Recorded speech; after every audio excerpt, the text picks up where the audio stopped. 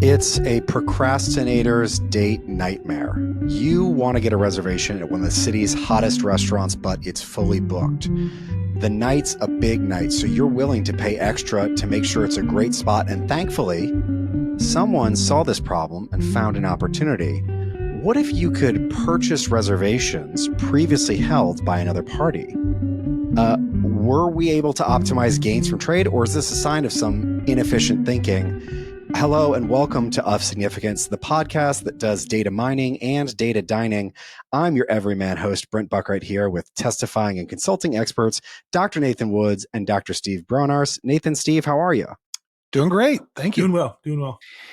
Today, we're talking about the black market for restaurant reservations, why they exist, and the efforts to constrain these practices legally. And joining us today to talk about all of this is Dr. Jesse David. He started out doing environmental and regulatory work, then moved into antitrust and labor, then moved into false advertising. Jesse, welcome to the program. And is there any field you haven't worked in? Hey, Brent. Nice to be here. Hey, guys. No, I've done some weird stuff, and it keeps evolving. The false ads type work is really interesting. We get to do a lot of interesting type of cases related to consumer products. So when you ask me about restaurant reservations, I'm a restaurant fan. I'm a foodie. I spent a lot of time in New York and LA in my life, and so this is a topic that sounds fun for me. I do feel like the term foodie has reached a point where it is a little cringe to say if you self-identify as one. It's no problem. Wow. Taking shots right out of the gate. Personally, I consider myself a foodie as well, but it hurts me to vocalize that. But because I am a foodie, I love restaurants. What's the last fancy dining experience y'all have had? I went to a restaurant in DC called Maidan, which makes Mediterranean food and has this massive open fire right in the middle of the restaurant. And all their food is just packed with flavor, incredible cocktails. I love that place so much. Yeah, that place is great. I just recently had a significant birthday and my wife took me to a place called Tail Up Goat. All kinds of kind of contemporary, delightful foods there. Get the tasting menu, got the wine pairing menu. Didn't need a reservation. She just gave them her name. Well, excuse me. La-ti-da. What about you, Steve? When my son was in town here in Austin, we went out to this place. It's very good. It's harder to get into, really, than most places here, called Red Ash. It's kind of got steaks and Italian food. The portions are huge. The food is great. Cocktails great. And so that was Red Ash. And what about you, Jesse? Well, I just got back from Vegas, was at WrestleMania 41, and we went to Mizumi, which was with all the foodies. Yeah, with the foodies. I can say there wasn't a whole lot of food that I would really love to have second portions of at the WrestleMania, but obviously Vegas got some great restaurants. Went to a place called Mizumi, which is the kind of Japanese restaurant where they'll put some gold leaf on your sushi occasionally. So also hard to get a reservation and certainly worth eating, although I'm not sure it was worth the price. So something to think about for the next trip. So speaking of the reservations, not everyone probably has heard that there exists this kind of black market for them. What are these reservation systems and why do they exist? Sure. I mean, at the heart of this is the fact that for certain types of restaurants, the reservations are a scarce resource. You know, they only have so many tables, and particularly on a Friday or Saturday night, first come, first serve, you might be out of luck if that's what you wanted to do on that night.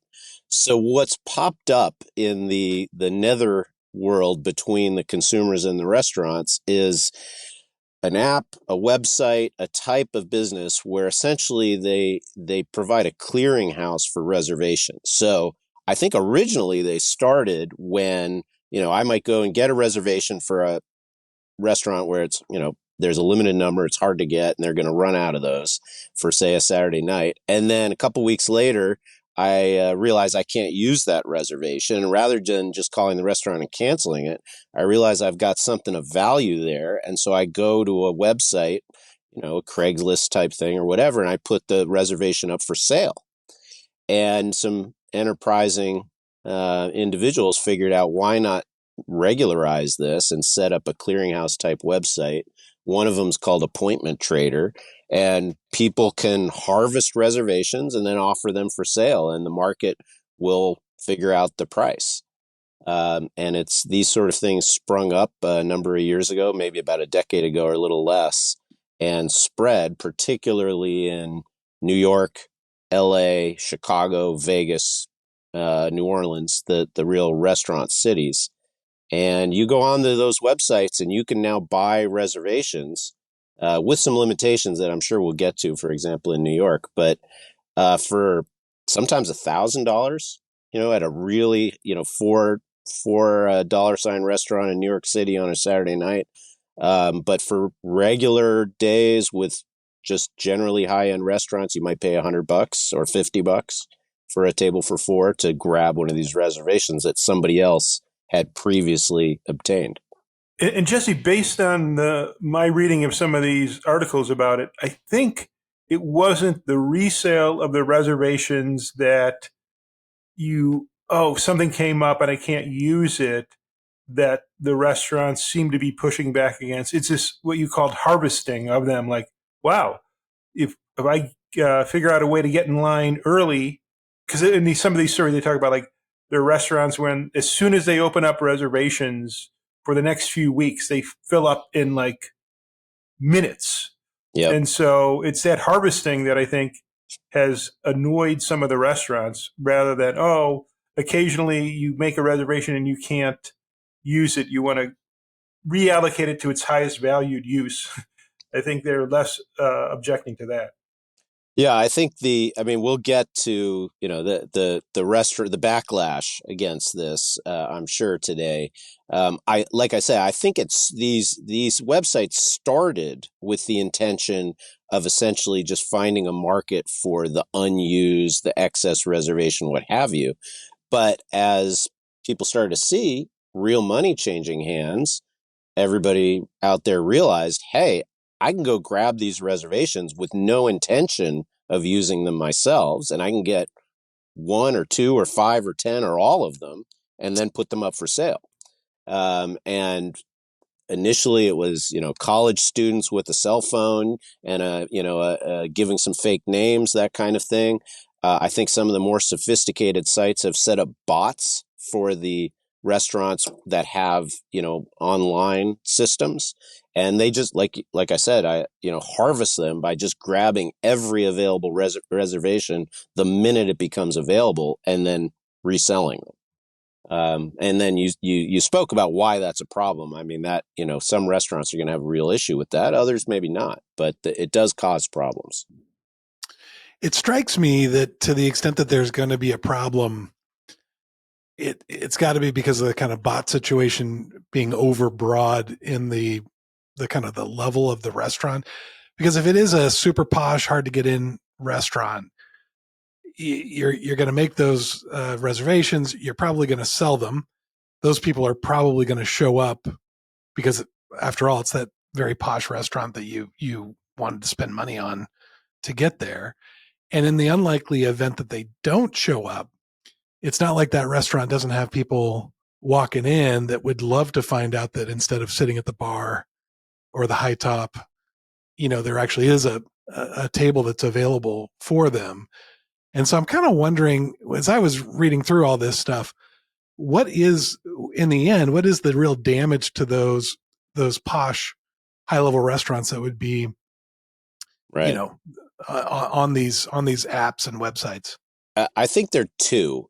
The no-show issue definitely is the first one, because if you imagine, let's just say one guy goes in and grabs up an entire month's worth of reservations and puts them up for resale and sells 90% of them, that extra 10% turns into no-shows. and maybe there's a waiting list. Maybe there are people standing there waiting for a seat. I think at a lot of the higher end restaurants, that doesn't happen that frequently, and the tables may go unused. I think I've read, examples of when, for example, Appointment Trader, which was one of the pioneers in this business, essentially began targeting certain restaurants. They saw like an immediate jump to from 5% no show to 25%, like overnight. And apparently we're not able to solve that problem with waiting list or walk-in or whatever. So that's a direct loss. I think the other problem from the restaurant's point of view is that some segment of their customer base now just doesn't see availability ever. And if they're not aware of these online systems where, they can go buy up on the secondhand market, they may just feel like they can never get in. And, that hurts their reputation. So I think that's what the restaurants are seeing as the problem. And, they've turned to the government, at least in some places, to try to help them.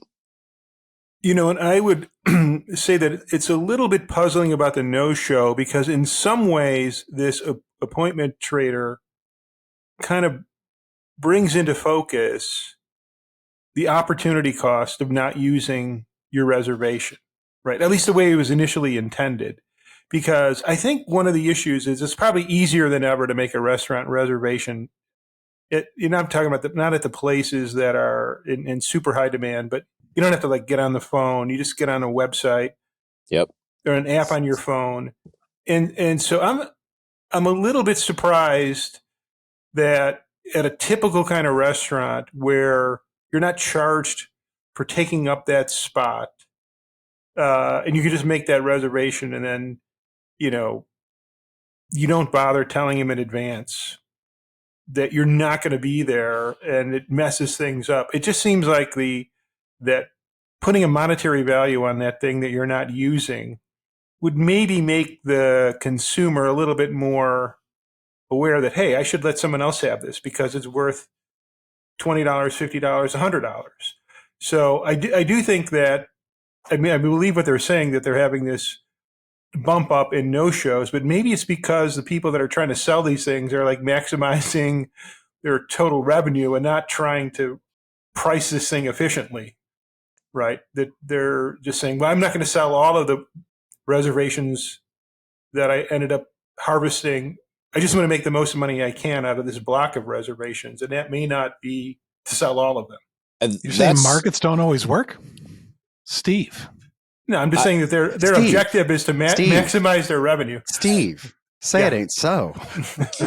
I think that definitely does happen. I mean, if you think, airlines, for example, and hotels have been dealing with this issue, forever. And there are times you get on an airplane and there are empty seats. And you might say, well, why didn't they just keep lowering the price? They have a good reason not to do that. Same with hotels. Restaurants are dealing with the same situation, and I think these secondhand traders of reservations also may ultimately do that. And we know the end result, right? The end result is that no-shows went up, and that's actually one of the main things that was driving the push to do something legally, which we should probably talk about, because that's really one of the main reasons this has kind of come to the fore in the public discussion.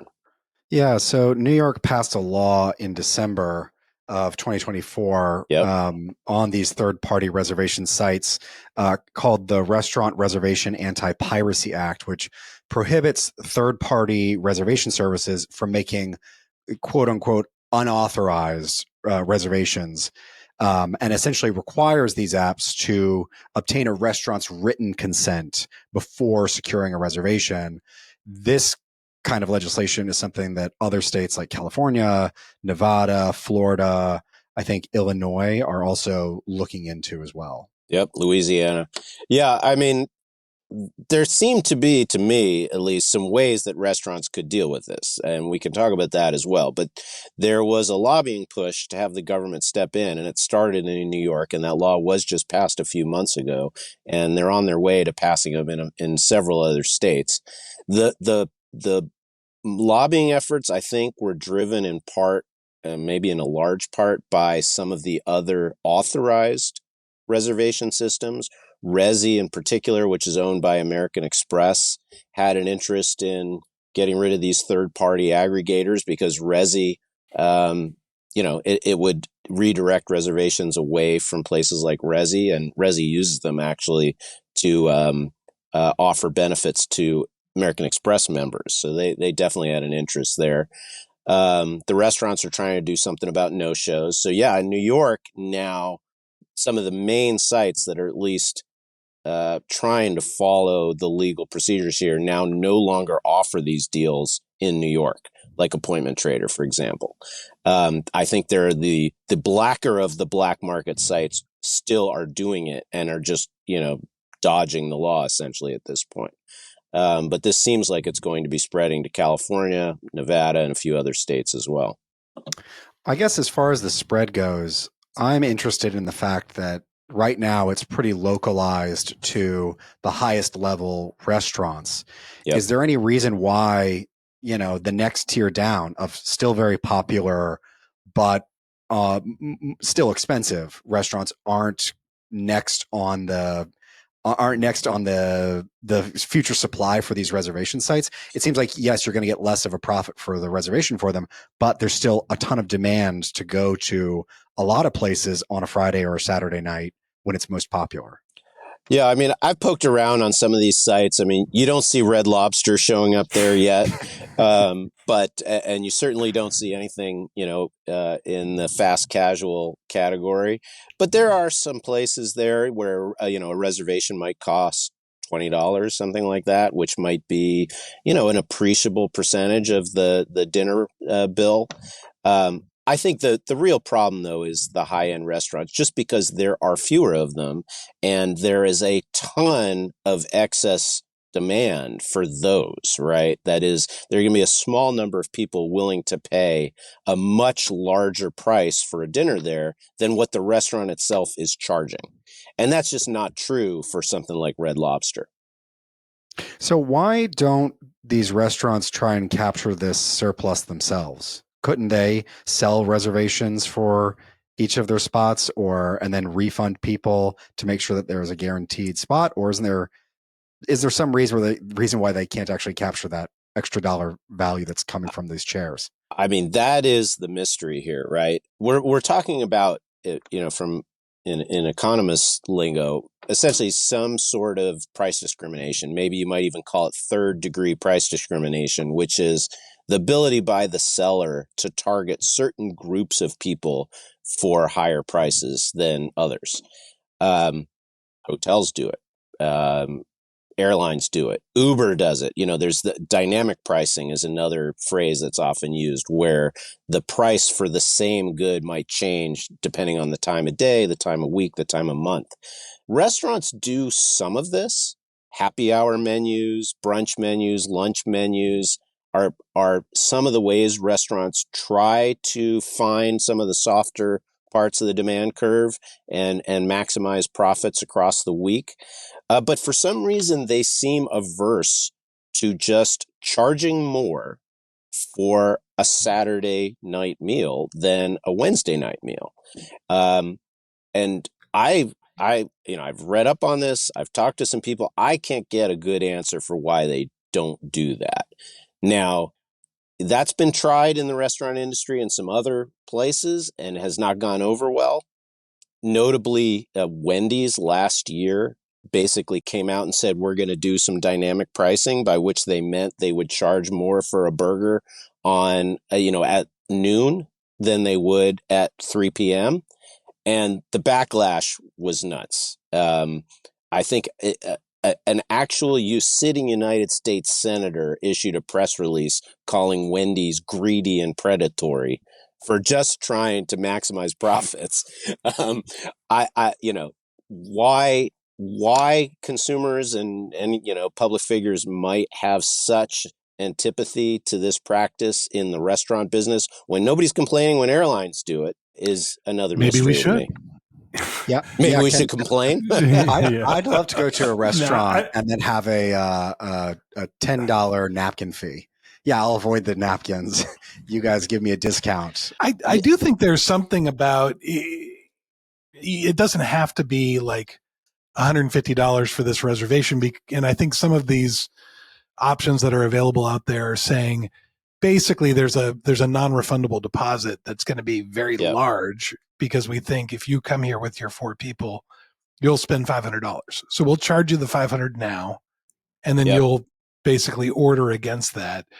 And that seems like a reasonable kind of I think the price discrimination is getting the people who value that restaurant meal the most to ration it that way. It makes it's really a puzzle why the restaurants wouldn't do that, because I think your solution, Nathan, would be, okay, we're not going to have the no-shows, but the restaurants are trying to figure out, should we be open for lunch or should we be open on Monday night? And they got to cover their variable costs on that. And so they're always trying to figure, not the high-end rest, but in the restaurant business. And so the idea that you're just like leaving money on the table, I think it's hard to understand. Like, unless they anticipate there would be such a backlash for it, it just seems like you're not making as much money at the peak time, which is what businesses are always trying to do. If this is a peak time, let's try to cash in on that, because you're not going to have the people coming in and filling the place up on Tuesday night. Yeah, I think you could do the price discrimination and the non-refundable deposit. I mean, right? It could be $200 to get your reservation on a Tuesday night and $500 on a Friday night. Jesse, when you were talking about like the airlines and all that, it's like they overbook. I mean, they are trying to optimize. Sometimes they're empty seats, sometimes they're overbooked. The restaurants could be like, hey, we're trying to mitigate against this no-show thing, and they could give you a certificate or something if you're willing to walk away from that reservation and go down the street to a different restaurant. And with the airlines, they have to, like, sometimes it's hard to find people, and they keep going up, up, up with what they're going to pay you to have you trade in your reservation for a later date. I don't know. It just seems like this is something that maybe the restaurants haven't figured out yet. Is that a possibility, you think, Jesse? Well, I as Nathan mentioned, most of the measures that they're taking right now seem to be targeted at the no-show problem rather than the price discrimination issue, right? Non-refundable deposits, making sure they have a credit card on file and validating it, checking the identification of the person who took the reservation and comparing it to who shows up. I read an article about one of the high-end restaurateurs in New York who's got 4 or 5 restaurants. He says he has a team of half a dozen people dedicated simply to making sure that the people who get the reservation show up and that they are who they originally were. And that strikes me as a lot of resources dedicated to something that could just be avoided by charging more on Saturday. Why don't they do that? I don't know. I think the backlash that Wendy's face, I read, I think the day after their CEO announced it in like a public earnings call, Burger King may announce that we don't believe in charging people more when they're hungry. Like that was them. That was the big comeback, right? I don't think a $500 restaurant is going to have that issue. So sure. And you don't even need to really phrase it as selling reservations. You could just have different menus on different days and at different times. Why don't they do that? I don't know. That really is the mystery here, because, like you mentioned, airlines essentially conduct auctions when there's excess demand, and that's like first degree price discrimination, where you're scraping out every last bit of consumer surplus, right, from the individual customers. Restaurants don't do anything like that, and Appointment Trader does. And why the restaurants don't see this as a revenue source is truly a mystery to me. Yeah, as a human being, there's something about when I'm trying to go to a nice restaurant the idea of the sitting down, trying to book the reservation, 3 months in advance, and you're furiously trying to refresh your computer to find a time that possibly works. And then if you found out, oh, someone just paid $1,000 and they were able to get it, it feels gross. It feels like somehow the system that is in place is being cheated. But maybe that if the system was reworked in some other way, we would already buy into, hey, not every restaurant is one you're going to be able to access. Or if you lose out because someone's faster with their finger than, another person, that someone who's faster with their finger, you're losing that spot to them is the same as you're losing to a spot to a person who's paying $1,000. You're not going to that restaurant either way. Maybe you could reshape the way people are viewing the whole experience. Yeah, I think your identification of essentially cultural norms here has got to be the answer to this question, and that eventually people might get used to this fact because, clearly we got used to it with airlines, for example. And I do remember, I mean, I was a young man at the time, but I remember the discussion, some of it, because it was actually pioneered by some economists at NERA, the firm where I used to work. The idea of auctioning, reverse auctioning volunteers to essentially pay less for another seat, right? Which you could think of, that somebody else is paying more for that seat. There was some backlash to that at the time. It seemed unfair. It seemed gross, like, sort of as you've hinted at. Maybe that's where we're at with restaurants, and it's really just a matter of changing the way people think about a restaurant reservation. Yeah, my reaction to what you said, Brent, is I'm an economist, not a human being. So I don't have that issue. I don't have that issue that you have with that. But I think that when you're like going somewhere and you're trying to book a hotel and you go like, oh my God, these hotel rates are so high. You go like, what else is happening in town? Like, you just know that there are certain times when they're going to charge more. Why? Because they can. There's a limited supply. And as much as you say that, oh, that seems unpleasant and gross and all that, it's like rationing, given that you can't just like double the number of tables that you have at the restaurant only on Saturday nights. There's going to be some way to ration it. And the funny thing here is that the restaurants aren't cashing in on it because they're the one that is providing the thing that is in such high demand and limited supply.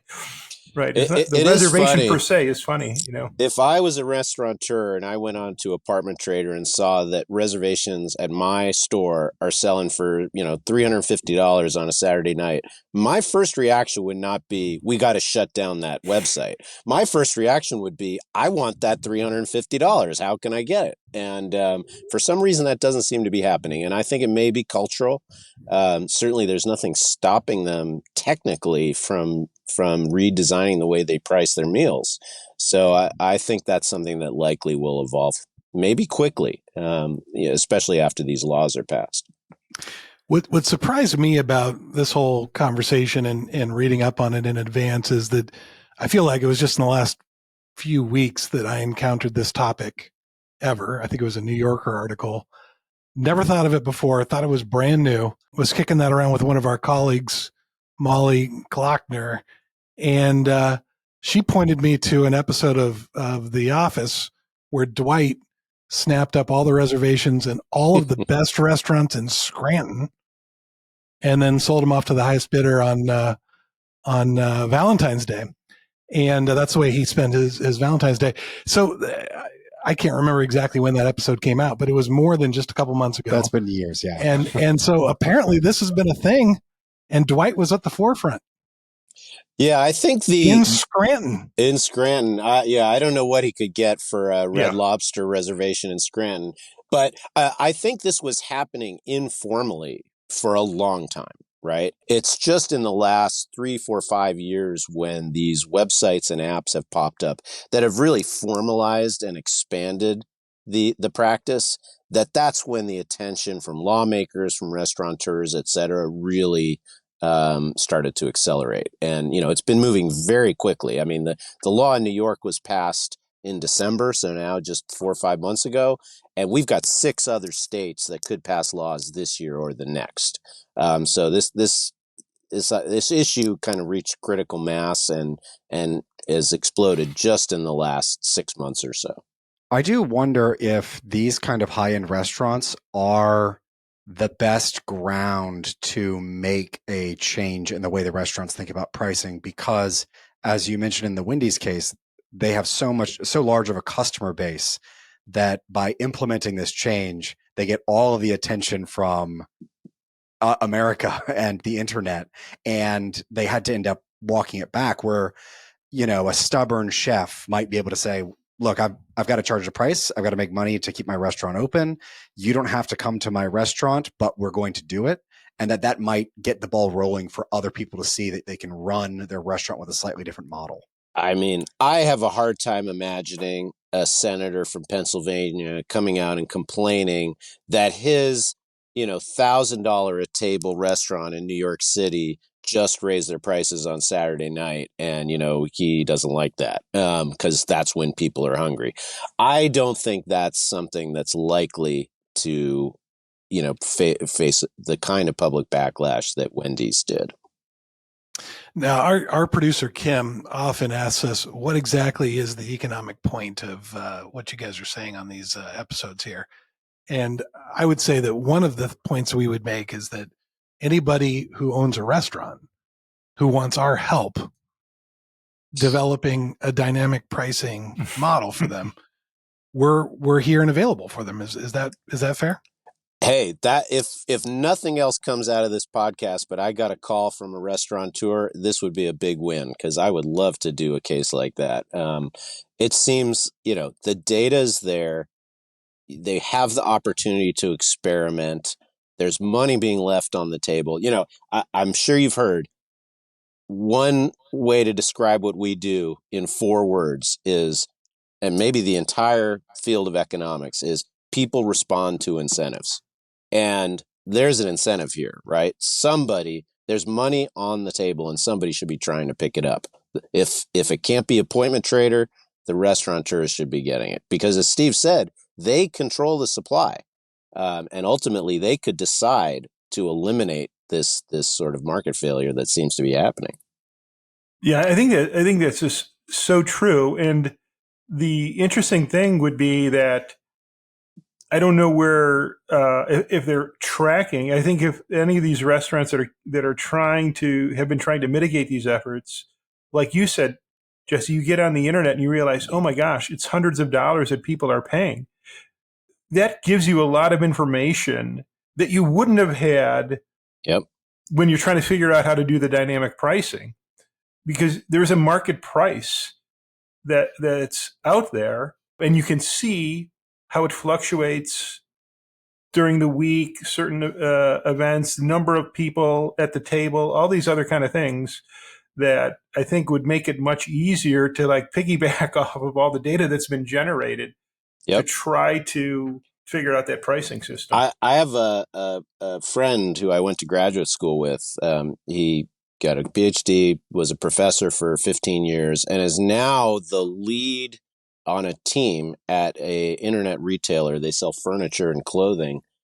And his entire job is gathering up the data on sales and pricing and with competitors and trying to figure out how to maximize revenues by changing prices based on all of the different dimensions that they have on their customers, where they're located, what time they're shopping, what platform they're using in terms of whether they're on their phone or a computer and what kind of computer, all of that information and figuring out how to maximize revenues. If they can do that, why can't a restaurant, right? And they've got this information from, say, an appointment trader website tells you as a restaurateur exactly what your Saturday night meal is worth over and above what the menu price is. And, that they should be able to do something with that.